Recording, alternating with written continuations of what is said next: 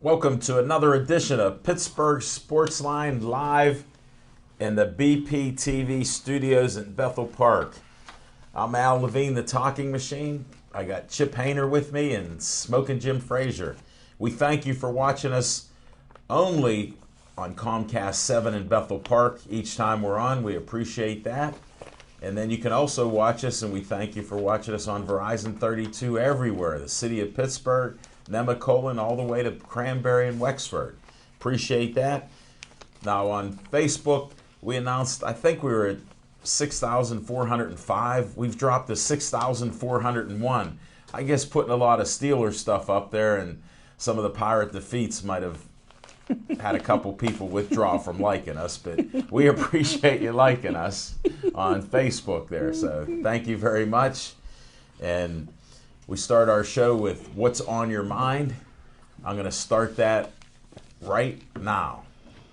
Smoking Jim Frazier, what's on your mind? Thanks, Al Levine, the Talking Machine. And if you want the green, There you go. you got to see Levine. Look like Roethlisberger. Yeah. All game long. Big fan. The Hayward Bay. Yeah. I tell you what, And Wheaton. everybody, not to start off, but Arnold Palmer's death is really, really affecting me more than I I saved thought. that You insert as saved well. that, Yeah, and, I have that. I've been looking through a lot of reading material that they had on Arnold. Well, they got pictures there too, so that's a bonus. I've been looking, and what a great man, and I know he was very good friends with Antonio Brown. Who But just what's met on him. Who just met him. Smoking Jim, you can't be slipping that stuff in there. But what's on my mind is the I can't wait. Pittsburgh Sportsline Team of the Week. We do it every week, and I got some honorable mentions. Can't possibly guess what that team is going to be. I'll let Jim share his surprise. Honorable mention Team of the Week has to go to Newcastle. North Catholic, 50-13 win over Avonworth, and Mike Tomlin and Joey Porter's sons both caught touchdown passes in that game. Congratulations there. Another honorable mention has to go to Bethel Park's 48-13 win over Henfield, and senior running back Teron Murphy, 177 yards rushing, only 9 carries, 2 touchdowns. And a bonus honorable mention has to go to Seneca Valley's 32-7 stomping of Penn Hills. We all enjoyed that. Jason Gilden's team? Jason Gilden's North Catholic. Okay, my bad. Mike Tomlin and Joey Porter's son, and any other Stiller son can play for Jason Gilden. And so far it's working because he won't get his sack record broken by Harrison. They won't allow that to happen as long as he keeps playing their kids. Team of the week. Thanks for those little insights. They come out of nowhere. Team of the week. And it's a unanimous vote. What a shock. Penn Trafford, number 1 team in the state, undefeated team in the state. Their last loss was in the WPIL championship to Central Catholic on the big stage, but Gateway blew out Penn Trafford 23-6. Junior quarterback Brady Walker, 225 yards passing, 2 touchdowns. And we move right on to the Pittsburgh Sportsline Player of the Week. And we're looking at a sponsor for these awards that we can send out to the kids. Anybody wants to put their name alongside with Pittsburgh Explain Sportsline. who they got to do it with. So the runner-up player of the week this week ran for a WPIL record 492 yards and 6 touchdowns. He has 1,856 yards and 22 touchdowns in only 6 games. Zane Dudak from Armstrong. They won 58-28 over Plum, who drops to 0-5. one of the reasons Zane will never win Pittsburgh Sportsline Player of the Week again is because they beat Gateway. So Gateway had a loss. So the best he can ever do is be a runner-up. But hopefully Gateway will see him again in the playoffs. Pittsburgh Sportsline Player of the Week. I can't wait. To running back Quentin Hill from Thomas Jefferson High School in their 55-14 win over Ringgold. He ran for 229 yards, 5 touchdowns, and he's your Player of the Week. He was only 300 yards behind Zane, but he's and 1 touchdown behind, but he's deserving of the award. I actually saw part of the second half of that game on one of the stations. Did he look usually good? Have a high score. Oh, TJ looked good. Thanks for your vote. TJ looked good. We don't have a vote in it. This is you. It was unanimous. You're the only one voting. A majority of 1. Thanks, Smoking Jim. We appreciate that. It's a great segment. Gets the word out on different schools. And I just have a question. Where's Frazier at? Frazier, Perry I got it. You mean what area? No. Oh, This season. Oh, okay. You knew what I meant. Okay. I know they. I knew where it was. You didn't know where it was. I know they at least lost 1 game. Okay. Yeah, So we spray the entire campus. I know where it is. Okay. So we may have a Frazier sighting next week. Okay. Really? Yeah, usually when Good Karma and you talk them up. Next time I'm down there, I'll take a picture of it and send it to you. That would be nice. Get a road sign. Get a picture of a road sign. Yeah. For it. There's a nice big replica of them on the side of the building. I might have to get a team jersey. Mm-hmm. Okay. Chip Hayner, what's on your mind? Oh, thank you, Alan, and good evening, everybody. What's on my mind this week is a little bit more on a national note, not a local note. Yesterday, the Supreme Court decided not to hear the appeal of the Ed O'Bannon case, which, to refresh everybody's memory about the Ed O'Bannon case, Ed O'Bannon, a star basketball player for UCLA, sued the NCAA because the NCAA was using his likeness in marketing, and he felt that the players deserved to be paid. And the result of the initial case was that it was determined that the NCAA using a player's likeness did break the antitrust laws, and that there was a stipulation that the universities could play a player up to $5,000 per season at the school's discretion, which would have been put in like an escrow fund for them, which wouldn't have been paying. And the U.S. Supreme Court will not hear that case or hear the appeal. The court also rejected O'Bannon's separate appeal that called on the justices to reinstate a plan for schools to pay football and basketball players for uses of their names, images, and likenesses. It means the status quo has been preserved. In comments made, while we are disappointed with this decision not to review the case, we remain pleased that the Ninth Circuit Court agreed with us that amateurism is an essential component of college sports and that NCAA members should not be forced by the courts to provide benefits untethered to education, including providing any payments beyond the full cost of attendance. And the reason why this is on my mind, and I know that the gentleman to my left is going to argue quite vehemently against my point of view on this. He stopped eating. But here's the thing. Why should a player that goes to a college to get an education be paid for playing on the football team, basketball team? Because here's what the deal is. Most of these players are getting full rides, which means their scholarship or their tuition is being paid, their books are being paid, they're given meal money, and they're given housing on campus. Now, just figure out the cost of a 4-year education at one of these higher levels of learning, and it runs into the 6 figures.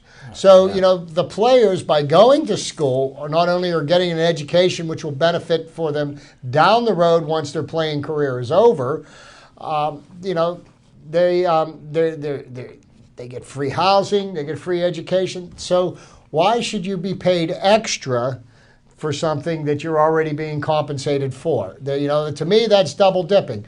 I don't feel that the players deserve to be paid for playing these games. They have an option. Hey, they could pay their own way, Refuse the scholarship. and refuse the scholarship, and find out what it's like for the rest of the people that have to take out student loans and spend the rest of their life trying to pay off student loans, even after they get a job, a well-paying job. They spend 15 or 20 years paying off the hundreds of thousands of dollars that they've taken out in student loans. So, thumbs up to the decision of the Supreme Court not to hear the appeal, and I'm sure it's going to stay in litigation from now until the end of time, because that's what attorneys do. That's how they get paid. But I couldn't agree more with their decision not to review it.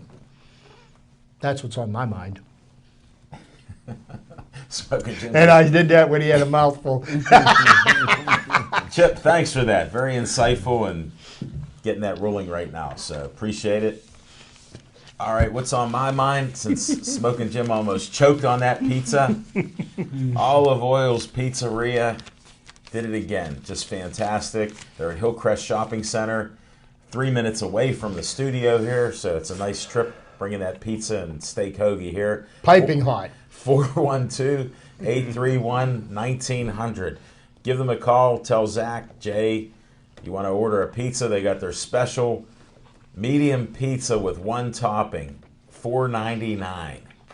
So a lot of good stuff going on there. Make mine a double. Yeah, there you go. There you go. Get two. Then we have the Joey Childhood Cancer Foundation, Joey Fabus Cancer Foundation. We always say Joey's strong there. We believe in him, and the foundation has a Halloween party coming up on the 22nd. Details will be out there, and just a good cause. Give $1. Go online. Check out the Joey Fabus Childhood Cancer Foundation. Poor kid got diagnosed with it, and he was dead before his 9th birthday, and it affects lots of kids in the area and across the country. So they're donating the money. All the money goes to the doctors to research finding what causes it and how to cure it. So it's a good cause. Then I know I bring this up all the time about different groups and grant money. There's grant money out there for my friends here as they get their group together to help kids in their activities, from $100 to $5,000. It's available. Go to bpcf.org. Check it out. They have stuff going on. The Bethel Park Community Foundation has an event coming up in November, the Bethel Bounty, where they have over 300 tickets for people to buy, and then you eat food. They bring in people from restaurants all over the area to feed you, and it's a great event, and they raise a lot of money there to help donate to the people in the community with these groups and organizations. So another great cause out there. Check it out. All right, I know what's on my mind. The Steelers. It was terrible the week before. Carson Wentz in Philadelphia stuck it to us. Just ridiculous. 34-3. We looked terrible. Well, Sunday Night Football in the Steeler game, and the Steelers' record after a loss is they win every time. So they did win it. 4 touchdowns the first half. Receivers stepped up. Big Ben was tossing the ball. Nice arc on the ball. And when he had to whip it in there, he did. And they went for a 2-point conversion on the first touchdown. Wheaton caught the ball. So he was off to the races.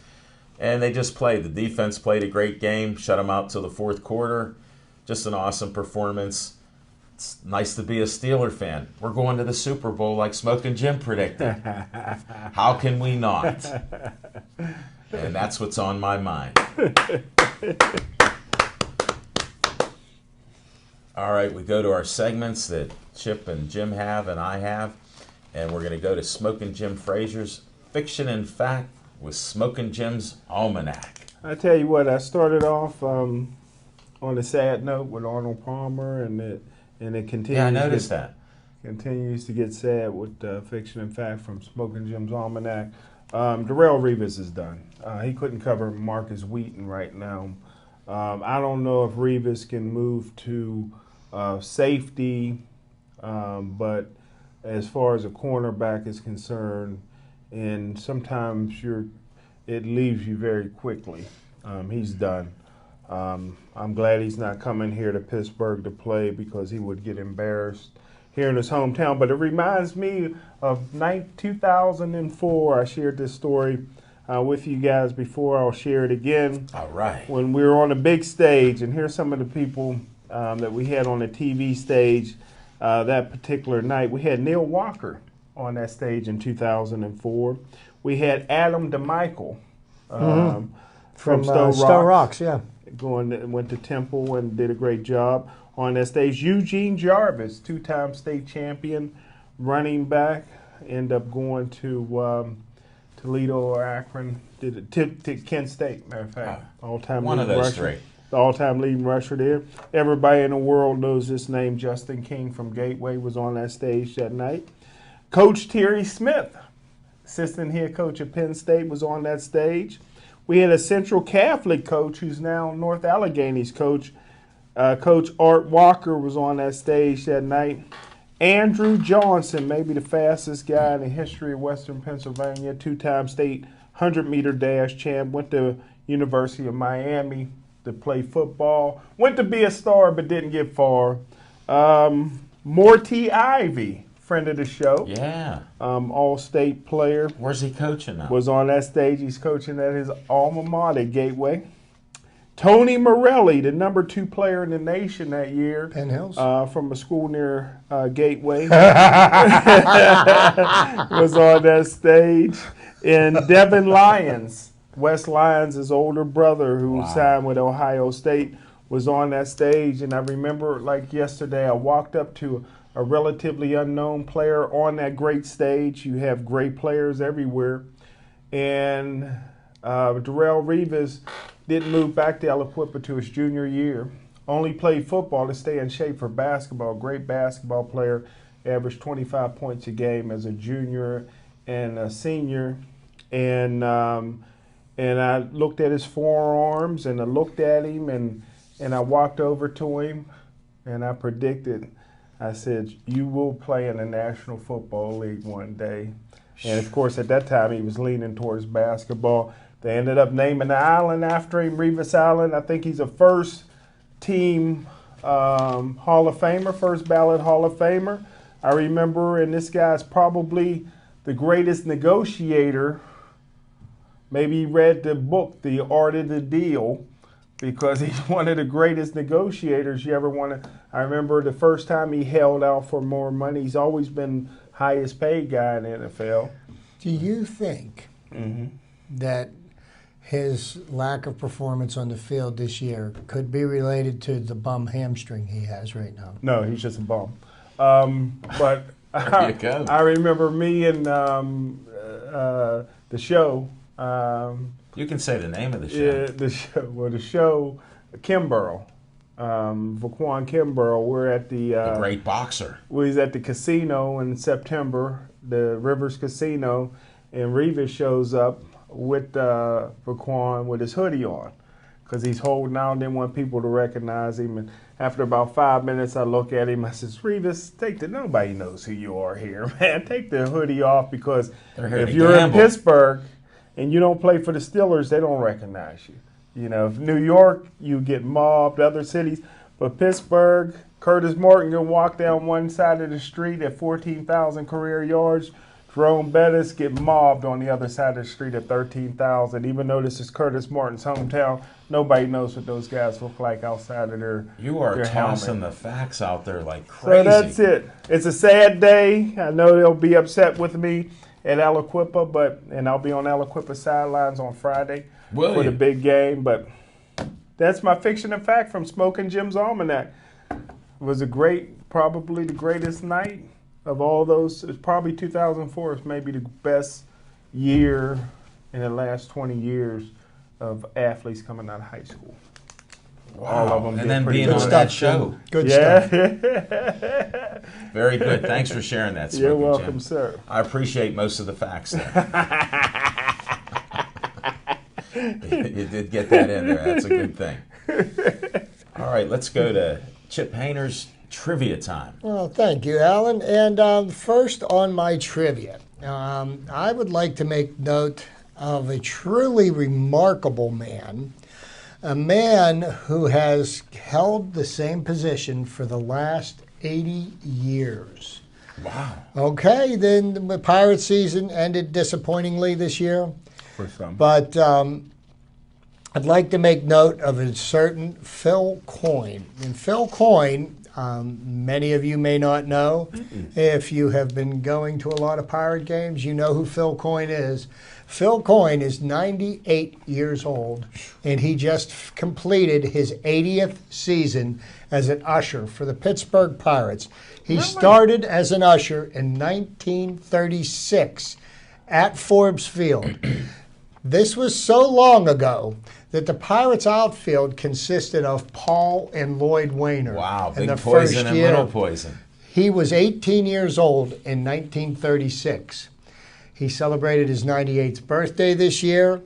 And according to this article that I have here on my phone, Whoa. he's going to see how he feels in April, and he may be back next year for his 81st season. Really? That's amazing. You know, and I bring this up because my wife and I are season ticket holders. We go to, multiple games every year.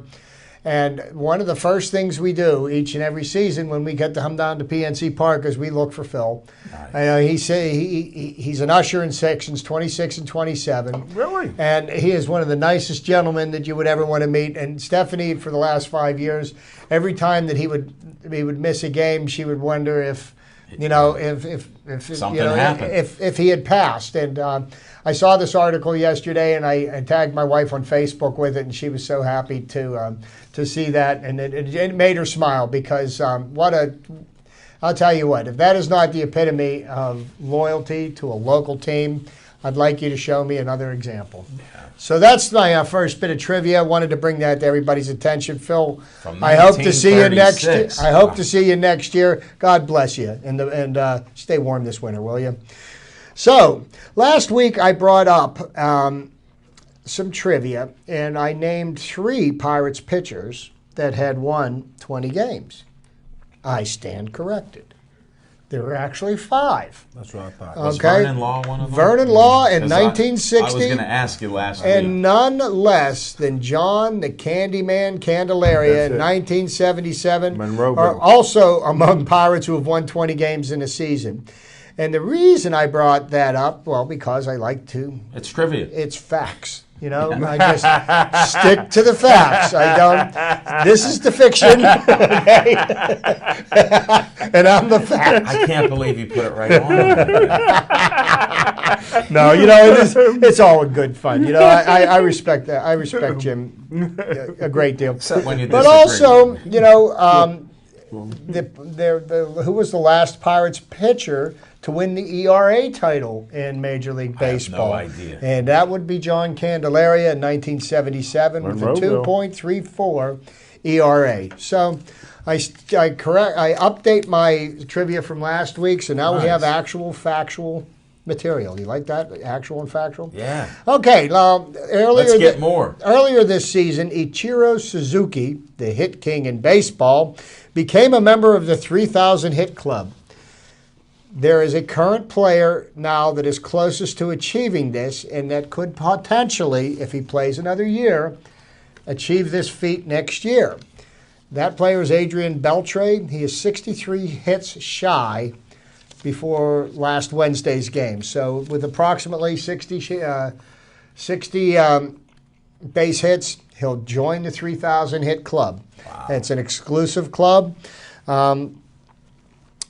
One of the greatest seasons in Major League Baseball history was a season that transpired before any of us were born. And I believe quite a number of accomplishments happened to that season. Both are events that I don't feel that will ever be repeated. First, Joe DiMaggio had his 56-game hitting streak, and I say that's a record that will never be broken. And Ted Williams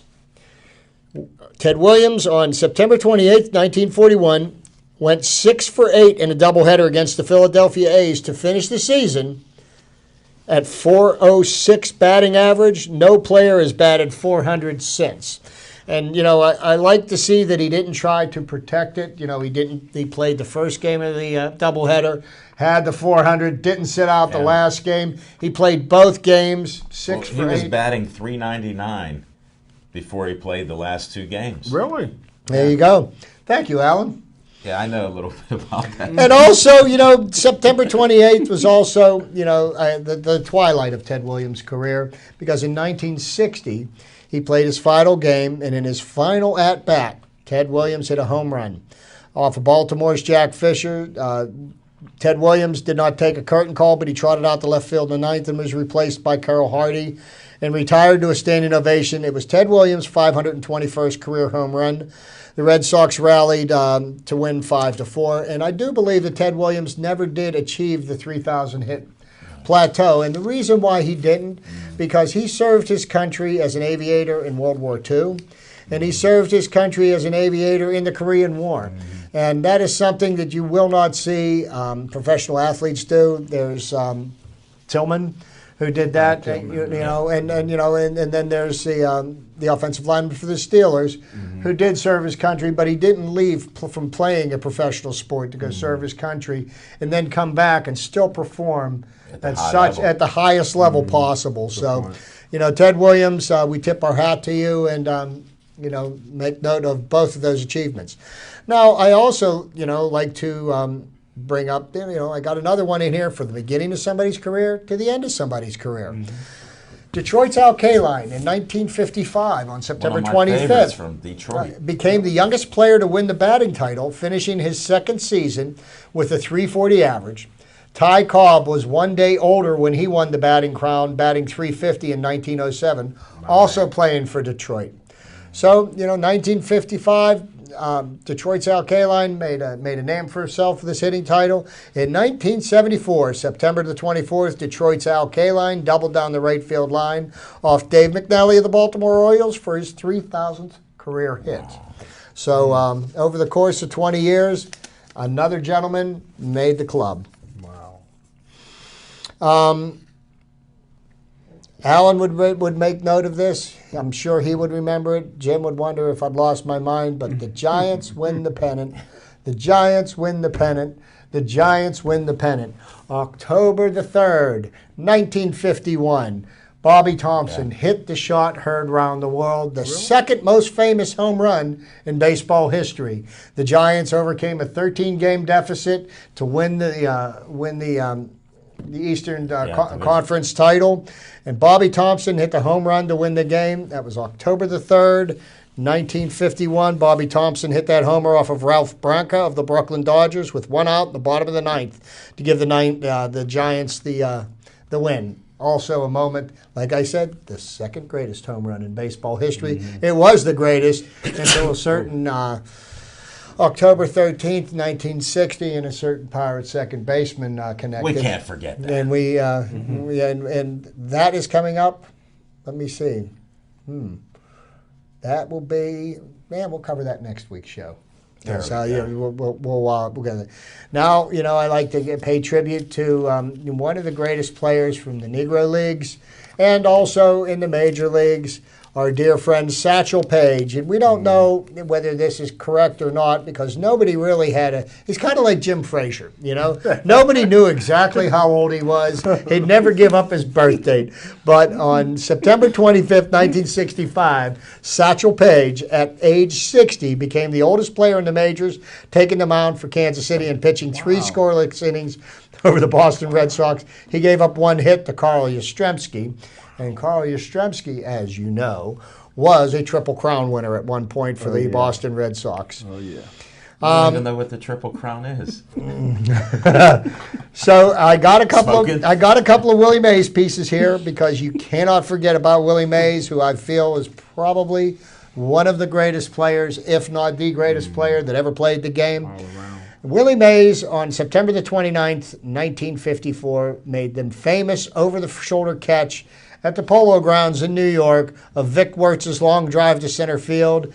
And pinch hitter Dusty Rhodes homered off of Bob Lemon to lead the Giants to a 5-2 victory over the Cleveland Indians in Game 1 of the World Series. And oh, by the way, the Cleveland Indians got swept that year. So you know, why do I bring that up? Because guess who's back in the playoffs this year? The Cleveland Indians. And guess who's going to exit the playoffs this year? The Cleveland Indians. But I hope not before the Chicago Cubs. But that will remain to be seen. So, also, September 29th, 1963, Stan Musial ended his career going 2 for 3. The St. Louis Cardinals defeated the Reds at Busch Stadium. Stan Musial, Denora's own. Well, he's got a bridge named for him, but last weekend the Griffies had a street named for them. Really? Yes, they did. Ken Sr. and Ken Jr. Ken Jr. was born in Denora. Ken Sr. was a resident of Denora, PA. But, you know, the interesting thing about Stan Musial, 3,630 hits. He had 1,815 from the right side of the plate, 1,815 from the left side of the plate. Yeah. And I'm telling you what, if that isn't consistency, I don't know what is. So, also, September the 25th, Willie Mays joined an exclusive club at the time that the only other member of was Ralph Kiner. Believe that? Yeah. Willie Mays hit 51 home runs in 1955, and he joined in 1965, and joined Ralph Kiner because Willie Mays also hit 50 home runs in 1955. So they were the only two people to have multiple 50 home run seasons. Wow. Thought that was worth mentioning. Give you a little bit of a Pirate update here. 1959, Los Angeles Dodgers beat the Pirates 5-4, putting an end to Elroy Face's 22-game winning streak.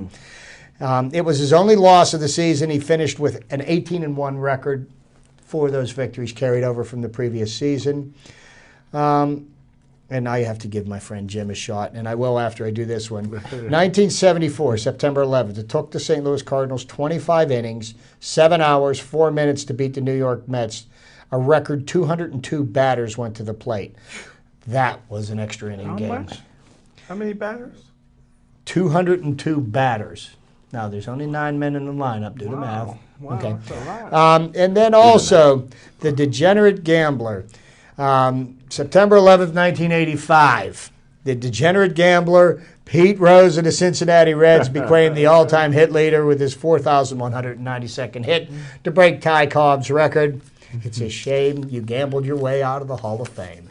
What year was that? Did he get past? 1985. 1985. And you know what? Best singles hitter in the world that'll never be in the Hall of Fame. Well, you know, that's what happens when you bet on the game. Yeah. That's my trivia for this week.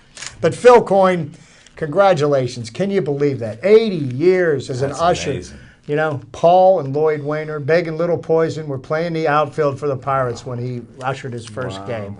Isn't that incredible? I'll bet he has a few stories. I'm sure he's got more than a few. Definitely. Being an usher, they all got stories. I know plenty of ushers, so definitely. Thanks a lot. Appreciate it. Now we'll go to our Pittsburgh Sports Line on location. We were at Hollywood Lanes last night. Had a great cast of guests. We had the Western Pennsylvania Wildcats, who were on our show earlier in the year.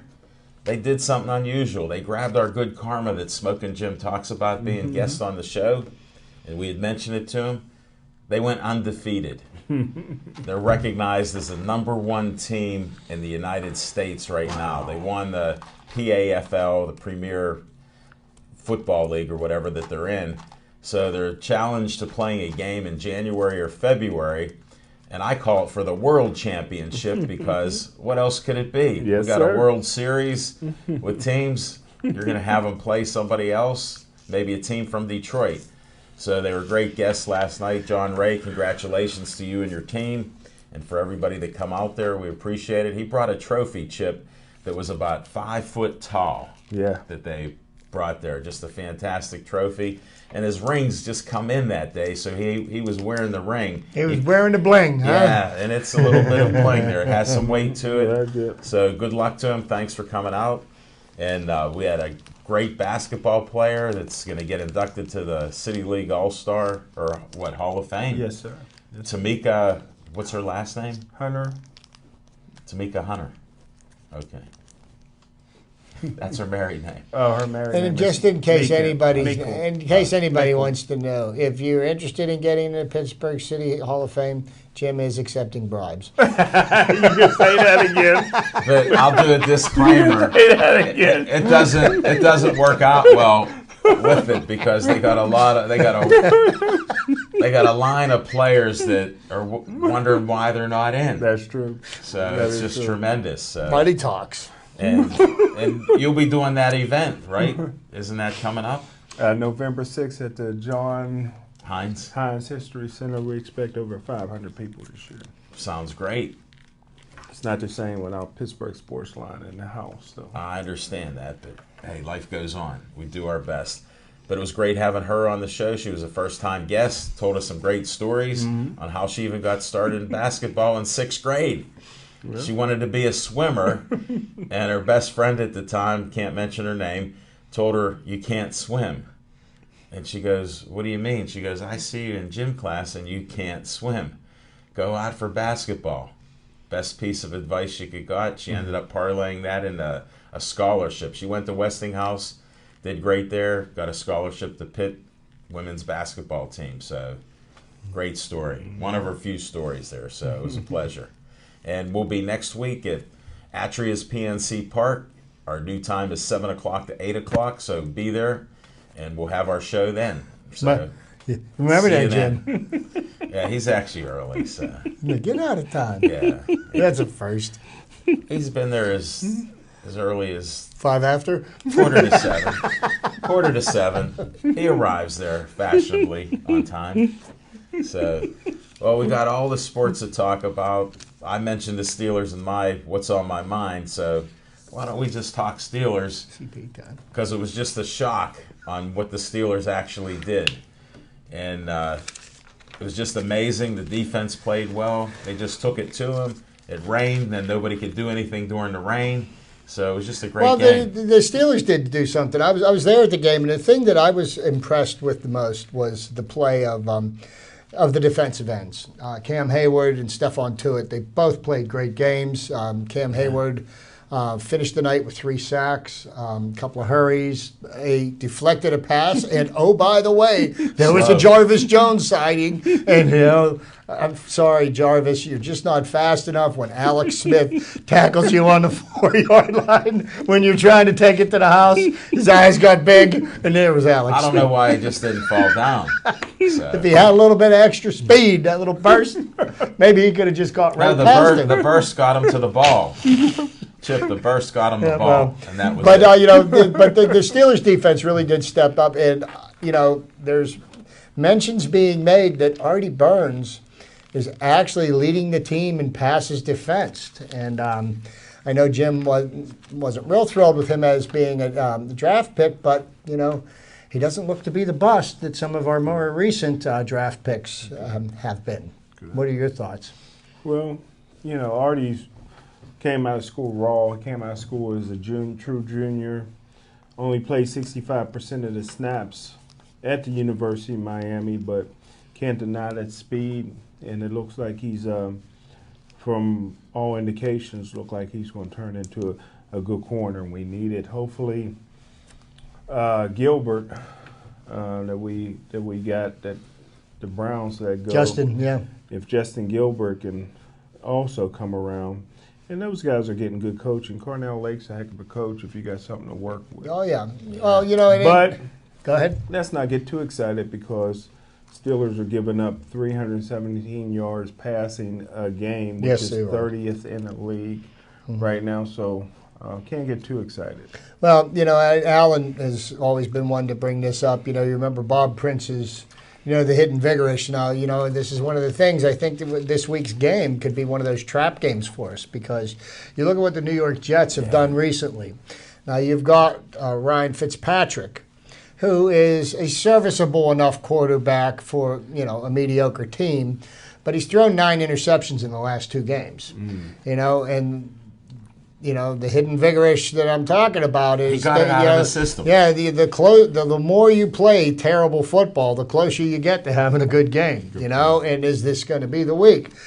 sometimes the Steelers get up for a good team, and not so much for They play to the level of the competition. and the Jets, by all rights and purposes, with the offense that we showed last week, Le'Veon Bell, Antonio Brown, Ben Roethlisberger was just money all night long.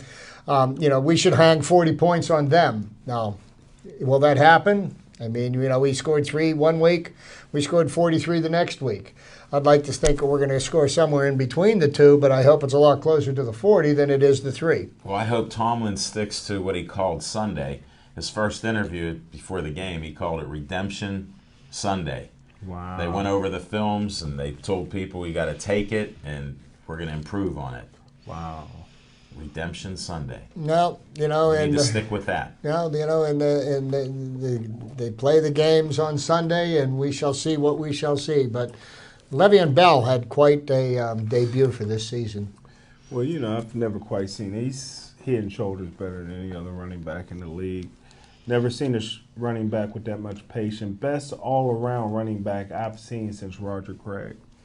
Guy picks up blitzes, can catch, can be a wide receiver. He played that position quite a bit. Yeah. I mean, he could be an all-pro wide receiver and got great size. And I just think it's a shame that he's in the randomly tested program because he doesn't deserve to be. He never would have failed a drug test.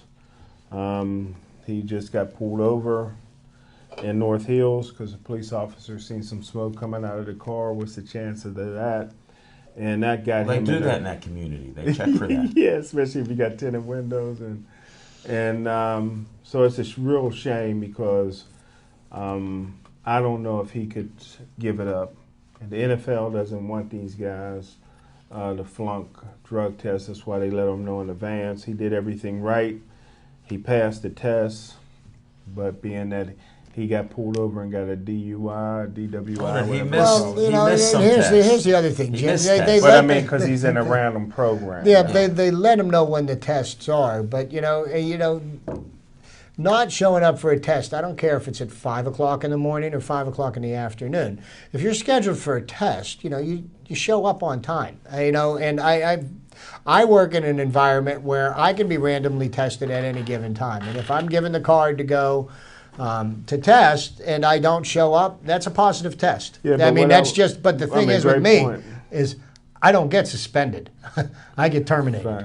But the point I was trying to make, and you and Al Levine, the talking machine, made an excellent point.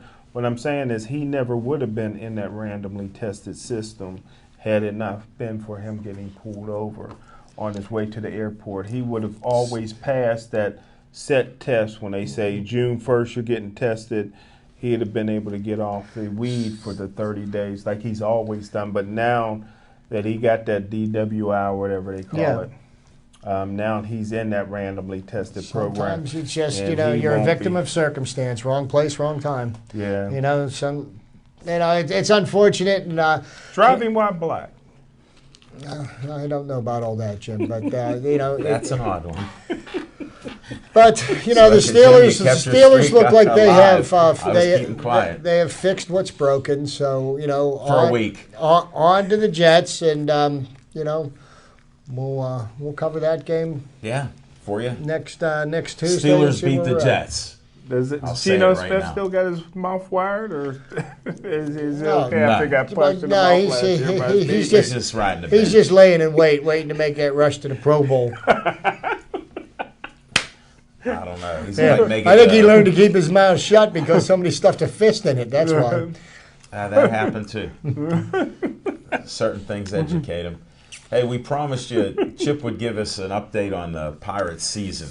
Yes. There's no better time to do it than Is it right over? now. And I'll wrap it up. Pirates Playoffs start tonight. Pirates season's over this year, and the Pirates ended up at 78, 83-1, Hey, which man. was a huge disappointment after winning 98 games last year. And you look at what were the causes of their decline this year, and the obvious thing is the pitching. And when you look at the pitching, it was the starting pitching that was their downfall this year. And 3 names come to mind when I talk about major disappointments on the starting pitching staff. First, I'm going to go with Francisco Liriano. He could not find a way to get his fastball across the plate. Walked more batters than anybody else in baseball. Second one was Garrett Cole.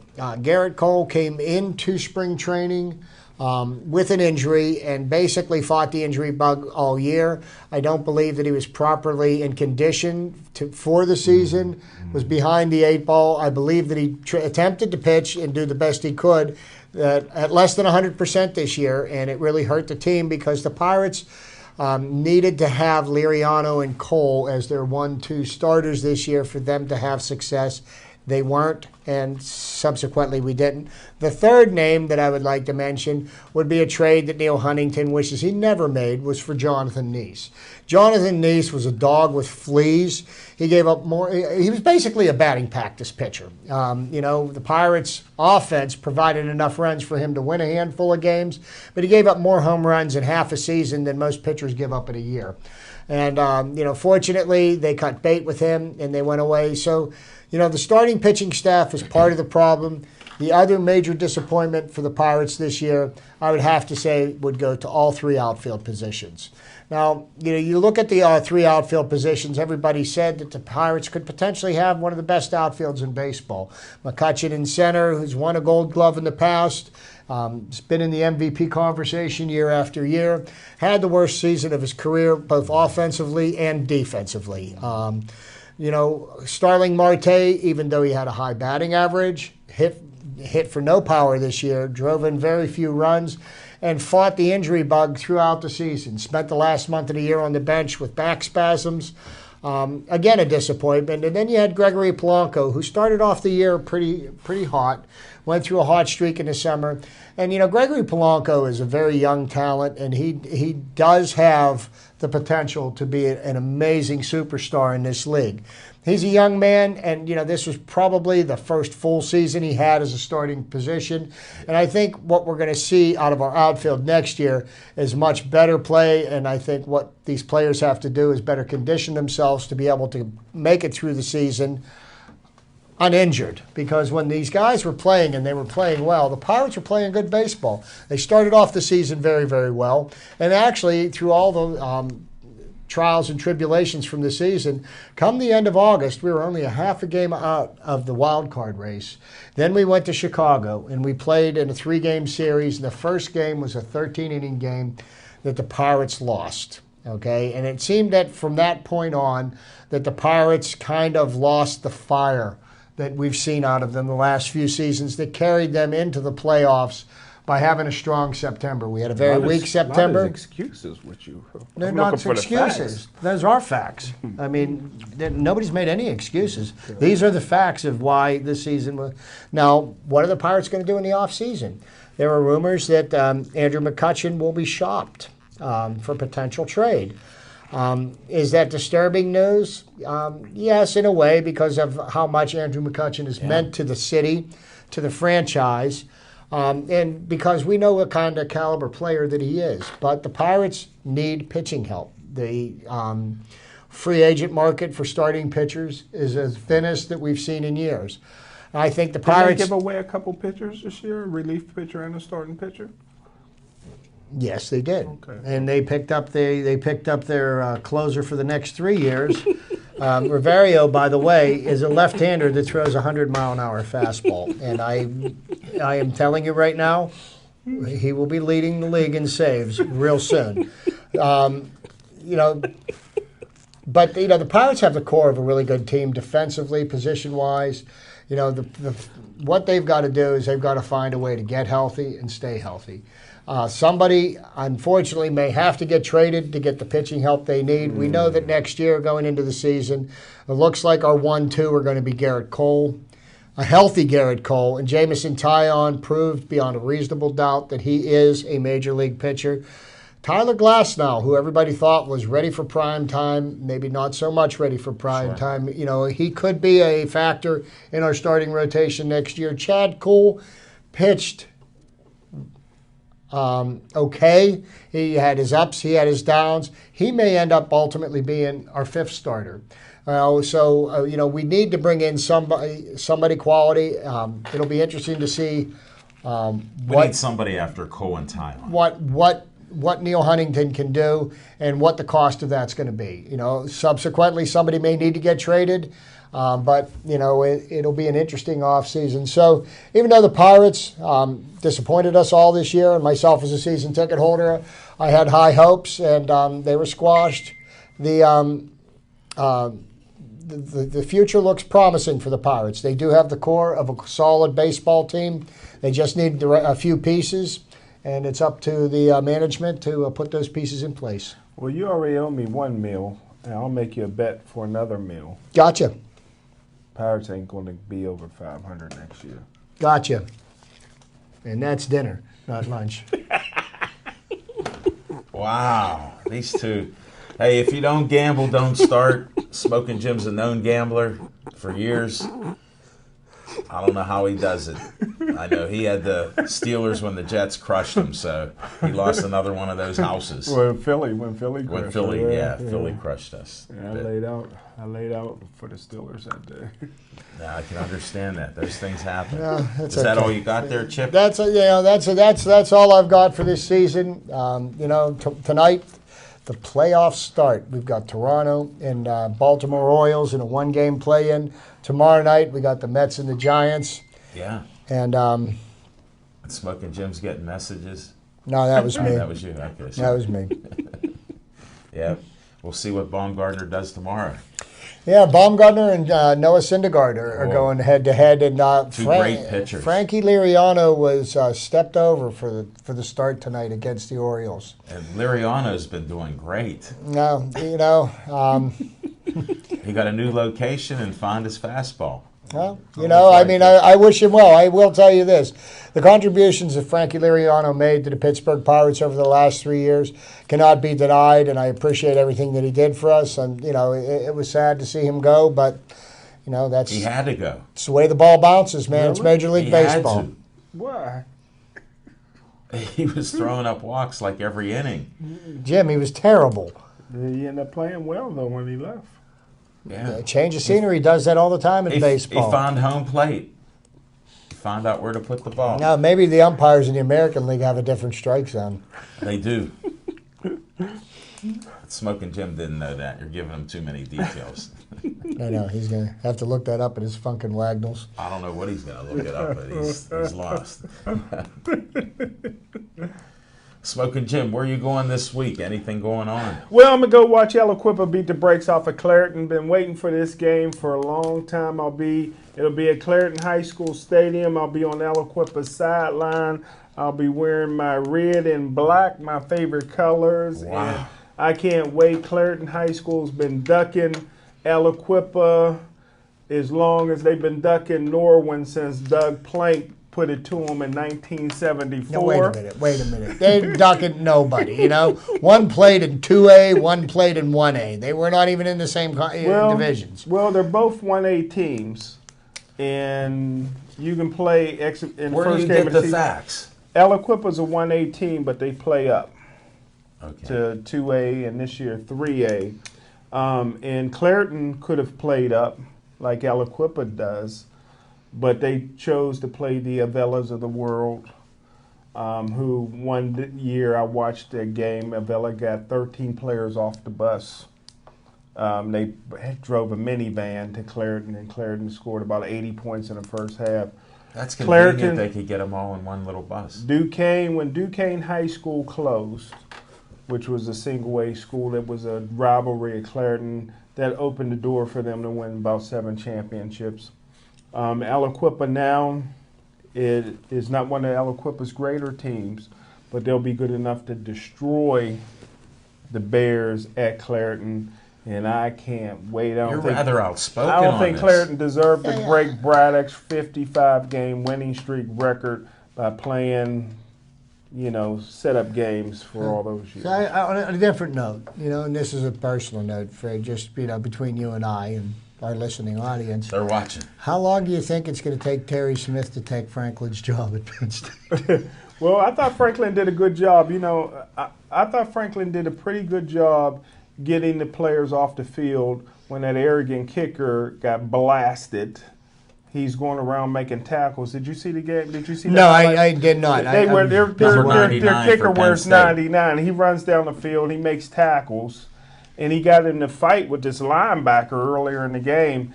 And he kicked off, and it was at the 25-yard line, and this linebacker leveled him. And everybody got mad. The linebacker got kicked out of the game. He's probably going to miss the next game. Hey, you running down making tackles on kickoff. You're wearing pads and a helmet, right? And he's 270 pounds, the kicker. Yeah, wait, so he's wearing pads and a helmet. Wait, yeah, he does. Wait, so he's wearing pads and a helmet, and he's playing actively in the game, and he got flattened. Yeah. And there's been games where this kicker, this one time, he leveled a guy on the sideline. Before. Yeah, he's celebrating this, that, and the other thing, and now, like I said, he gets it's a what little goes different. around. It's a little different when Bambi got the right. Yeah, what goes around comes around, right? Bambi got the rifle. Well, you're not a hunter. But a lot of my friends are great white hunters. Oh, really? Mm-hmm. I don't even understand. They go after bison. They give me a lot of bison. They go to big game, deer, bear, and all that. Elk, and moose. All that, man. You don't even eat that stuff. Hey, man. Yeah, Jim, if it don't come from Giant Eagle, you don't eat it. I drink tea off of pines. If you don't come from Giant Eagle, you're not eating it. You got your bucket of chicken. That's all I could say. And whatever you do there, that's all I see. So you'll be at the Aliquippa game. Yeah, I'll be at Clareton for the Aliquippa game on the Aliquippa sideline if anybody's looking for me. Will they let you on that sideline? Oh yeah, Sherman McBride's one I'll of my check and best see if friends. Brentwood's got a home game this weekend. I might take a stroll up there. Dorian Bowie, outstanding player for Brentwood. Well, it's three What's blocks the from Bowie? it's 3 blocks from my house. Come I think on, I might be come able on to. to Clareton. It's right. The stadium's right up above the projects, where they keep getting all those great athletes. Smoking Jim, you're It's not walking distance. Easy to find. It's not walking distance, Jim. You're unbelievable. I stay close to home. The busiest man in media doesn't care who he puts it on; they'll still welcome him back. Hey, I can't get Championship Chase. I haven't been able to see it. What's going on one of my favorite shows, Championship Chase? You don't get Saturday Night Live? I didn't stay up till 1:30 in the morning, so it wasn't on my DVR because it didn't show up. Real quick, Championship Chase, horrible. It was a sickness. It was a What? Tell Ty me. Miller called off sick. Okay. Brian Cook called off sick. Okay. Somebody else called off sick. There was no Tom Plungin, so D. Thompson had to run the show. Oh, he's and capable. in the A block we had Ida Simpson Nice. in the A block. So yeah, You still got no the different. show done. Still got the show. How's done. my girl Liz on the show? I don't know why she. If you're out there, hire Liz to be your national co-host. She's outstanding. Outstanding. I know. I like her commentary and her insights. Very professional. I know. I just haven't seen the show this year. I don't even know if you won the championship belt with picking teams. Well, since you haven't seen the show, No, I'll say I won it. Okay. I'm the champ. I don't believe it. That's that is no fact, just fiction. Well, thanks for watching our show. Thanks to Dave Cable and Devin Shea ran the whole studio.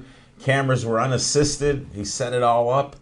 We just had a great night here. Next week will be our 5th year anniversary of doing our shows. October 11th, 2011 we started. And I got to say goodnight and stay Joey strong.